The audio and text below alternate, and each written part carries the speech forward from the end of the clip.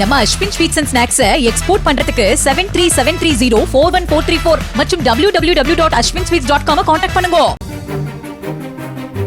Japan தலைநகர் டோக்கியோவில் உள்ள உனே உயிரியல் பூங்காவில் பராமரிக்கப்பட்டு வந்த 4 வயதான சியாவோ மற்றும் லே என்று பெயரிடப்பட்ட பாண்டா குட்டிகள் ஏற்கனவே செய்து கொண்ட ஒப்பந்தப்படி சீனா சென்றடைந்தன.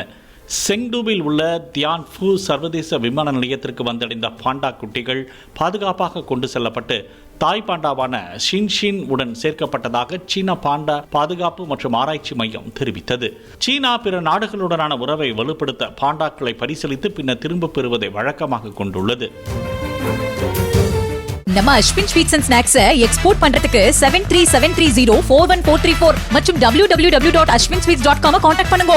பிளே ஸ்டோர் மற்றும் ஆப் ஸ்டோரில் இருந்து பாலிமர் செயலியை QR கோடு மூலம் பதிவிறக்கம் செய்யுங்கள்.